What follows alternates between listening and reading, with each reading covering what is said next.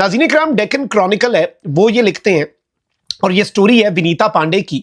वो कहते हैं कि intelligence finds Dhaka link to blast, और उसके ताने बाने जो दिल्ली में लाल किले में हुआ कार का धमाका था उससे जुड़े जा रहे हैं। जो तफसीलात सामने आ रही हैं, बताया जा रहा है कि in the next 24 hour Bharat की जानब से बांग्लादेश के खिलाफ कोई बड़ी स्ट्राइक जो है वो भी मुतवक्के है। दिल्ली टेरर अटैक के इन्वेस्टिगेशन में ये पता चल रहा है कि जो एक्सप्लोजिव जो पाकिस्तान के हैं ये बांग्लादेश के थ्रू ही एंटर हुए हैं। भारतीय मीडिया और भारतीय ये जो अकाउंट्स हैं, जो रॉ ऑपरेटेड हैं, ये समझते हैं कि मकबूजा कश्मीर में दिल्ली में जो कुछ हुआ पाकिस्तान ने दोबारा करवाया है। एलईटी का जो एक टॉप कमांडर है उसका नाम है सैफुल्लाह सैफ।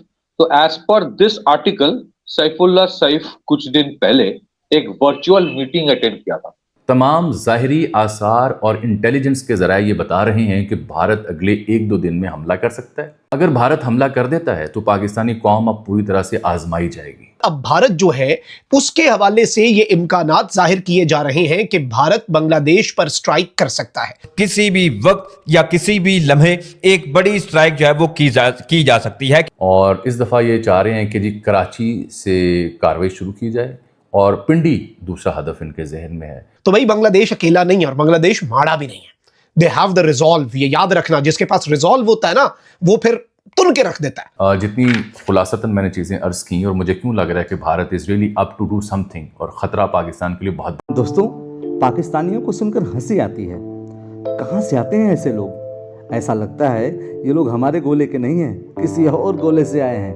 कितने तेजस्वी हैं ये लोग। आप सभी हंसते रहिए और पाकिस्तानी कॉमेडी का मज़ा लेते रहिए और चैनल को सब्सक्राइब करना और शेयर करना ना भूलें। धन्यवाद।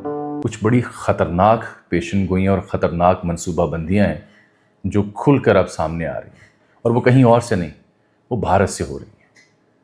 पाकिस्तान के कुछ डिफेंस एनालिस्ट का और कुछ भारत में बैठे तज्ज़िया निगारों का ये मानना है कि अगले 2-4 रोज़ में भारत पाकिस्तान के ख़िलाफ़ एक बार फिर को बड़ा प्लान कर सकता है, को बड़ा अटैक कर सकता है। और उसके ताने बाने जो दिल्ली में लाल किले में हुआ कार का धमाका था उससे जुड़े जा रहे हैं। और उसके बाद आ जाता है वो बयान जो कि अमित शाह का है। बाबा बनारस नामी जो अकाउंट है, मैं बार बार अपने देखने वालों को कहता हूँ, बाबा बनारस हो या आदित्य राज कौल हो या सिद्धांत हो, ये 3-4 ऐसे लोग हैं जो भारतीय इस्टेब्लिशमेंट और भारतीय जो अफवाज हैं उनके माउथ पीस हैं। और ये तो रॉ ऑपरेटेड अकाउंट है जिसके बारे में कई गवाहियाँ मौजूद हैं। जाफ़र एक्सप्रेस का हमला हो, पाकिस्तान में कोई दहशतगर्दी हो, इस्लामाबाद में जो वाक़या पेश आया, पाकिस्तान पे जब हमला हुआ था भारत की जानिब से, तो ये बाबा बनारस नामी अकाउंट है जो बार बार तंबीह करता है, ख़बर देता है और कहता है कि अगले 48-42 घंटों में ये होने जा रहा है। तो अब इसकी टाइमलाइन पर अगर आप जाएँ तो डिटेल भरी पड़ी है जो मैं बाद में आपको सुनाता हूँ। मिसाल के तौर पर जितनी खुलासतन मैंने चीज़ें अर्ज़ की और मुझे क्यों लग रहा है कि Bharat is really up to do something और ख़तरा पाकिस्तान के लिए बहुत बड़ा है और ये अगले 2-4 दिनों में होना है। और उसके अगर ये 2-4 दिन में कुछ ना हुआ तो फिर हफ्ते बाद भारत करने जा रहा है बरतानवी फ़ौज के साथ एक्सरसाइजेस को 7-8 दिनों बाद। तो जो होना है अगले 2-4 दिनों में होना है। उसके बाद जारी बात है बरतानवी फौज आई होगी, उनके साथ एक्सरसाइजेस हो रही होंगी, तो प्रोटोकॉल नहीं बनता। तो इस सब के अंदर भारत ने अब नई दिल्ली के अंदर होने वाला जो हमला है उसके ताने बाने बांग्लादेश से मिलाने शुरू कर दिए हैं। एक ऐसे मौके पर जब पाकिस्तान का बरादर दोस्त मुल्क बांग्लादेश, उसके अंदर भारत की इन्वॉल्वमेंट और पॉलिटिकल इन्वॉल्वमेंट जो है वो भी बढ़ चुकी है। हसीना वाजिद जो है उसकी भारत खुल्लम खुल्ला सपोर्ट कर रहा है, जो जंगी जराइम की मुर्तकिब हुई जिससे बांग्लादेश के अवाम नफरत करते हैं। एंड उसी मौके पर अब भारत जो है उसके हवाले से ये इम्कानात जाहिर किए जा रहे हैं कि भारत बांग्लादेश पर स्ट्राइक कर सकता है। भारत की बढ़ती हुई मिलिट्री मूवमेंट और military deployment even West Bengal और दीगर एरियाज के अंदर और बे ऑफ बंगाल जो है वहां पर भी ये इंतहाई तशवीशनाक पहलू है। अब इस सारी की सारी सिचुएशन के अंदर पाकिस्तान और बांग्लादेश इमरजेंसी बेसिस पर एक बहुत बड़ी अनाउंसमेंट कर सकते हैं और ये सब कुछ होना तो था। इस हवाले से बहुत से डिसीजंस जो हैं वो तो लिए जा चुके हैं, लेकिन अब पाकिस्तान और बांग्लादेश जो हैं वो शायद इस प्रोसेस को स्पीड अप कर दें। मैं सारी डिटेल्स आपके सामने रखता हूं, लेकिन अगर अभी तक आपने इस वीडियो को लाइक नहीं किया तो लाइक जरूर कर दें। कमेंट सेक्शन में पाकिस्तान जिंदाबाद का नारा जरूर लिखें, पाक बांग्लादेश दोस्ती का नारा जो है वो आप जरूर लिखें। और जिन लोगों ने चैनल को सब्सक्राइब नहीं किया उनसे मेरी ये दरखास्त है कि चैनल को भी लाजमी सब्सक्राइब कर लें। नाज़रीन इकराम, डेक्कन क्रॉनिकल है वो ये लिखते हैं और ये स्टोरी है विनीता पांडे की। वो कहते हैं कि intelligence finds Dhaka link to blast, यानी बांग्लादेश का जो लिंक है वो इस वक्त है और इंटेलिजेंस ने ये लिंक ढूंढा है जो ब्लास्ट हुआ है। कहते हैं कि investigators also suspect that certain supplies from Pakistan reached West Bengal and may have been used in the blast. यानी पाकिस्तान की तरफ से जो सप्लाईज आई जिनकी वजह से ये नई दिल्ली का धमाका हुआ, ये इंडियन मीडिया कह रहा है कि हमारी इंटेलिजेंस रिपोर्ट है वो बेसिकली वेस्ट बंगाल में आए और पाकिस्तान की तरफ से आए और वही धमाका खेज मवाद जो है वो इस अटैक के अंदर इस्तेमाल हुआ। Teams tracing the terror trail have already reached Murshidabad and launched a search for those who crossed into India from Bangladesh through राजशाही। राजशाही का एरिया जो है वहां से ये कहते हैं कि ये बांग्लादेश के अंदर क्रॉसिंग की, इन्होंने बांग्लादेश की तरफ से क्रॉसिंग की इंडिया के अंदर।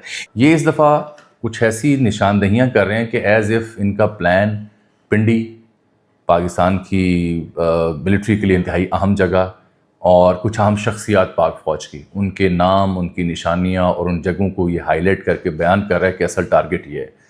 भारतीय मीडिया और भारतीय ये जो अकाउंट्स हैं जो रॉ ऑपरेटेड हैं, ये समझते हैं कि मकबूजा कश्मीर में, दिल्ली में जो कुछ हुआ पाकिस्तान ने दोबारा करवाया है और उस बुनियाद पे ये प्रोपेगेंडा बना रहे हैं। इनकी मिलिट्री के जो ज़िम्मेदारान हैं उनकी रिसेंट स्टेटमेंट्स राजस्थान में हूँ या अमित शाह की हूँ, वो देखें, उससे भी नज़र आता है कि इस दफ़ा ये कुछ प्लान कर रहे हैं। हुआ ये है कि मई की जंग से लेके अब जब मैं आपसे मुखातिब हूँ नवंबर को, इस बीच में भारत ने बहुत तेज़ी से उन कमी, कोताहियाँ और खामियाँ और जो कमज़ोरियाँ थी उन पर काबू पाया with the help of Israel and America. Let me be very honest with you. और ये जो तेल ख़रीदना था रूस से, उस पर भी भारत ने अंदर खाते कार्रवाई पूरी कर ली हुई है, ख़बरें छपी हुई। इस दफ़ा ये मई की निस्बत कुछ और प्लान कर रहे हैं। इस दफ़ा इन्होंने INS विक्रांत की कहानी भी छेड़ दी हुई है और इस दफ़ा ये चाह रहे हैं कि जी कराची से कार्रवाई शुरू की जाए और पिंडी दूसरा हदफ इनके जहन में है।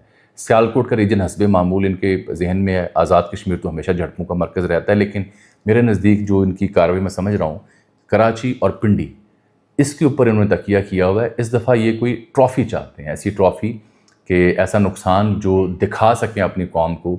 वो शख्स जो अब BBC के बकौल इंडिया का सबसे ताकतवर रहनुमा बन चुका है, वो शख्स जिसने ये बताया अपने देखने वालों को, अपने चाहने वालों को कि वो अमरीकी धमकियों के बावजूद अपने काम में लगा रहा, अच्छा या बुरा वो और बात है, और फिर बिहार का इलेक्शन भी जीत गया।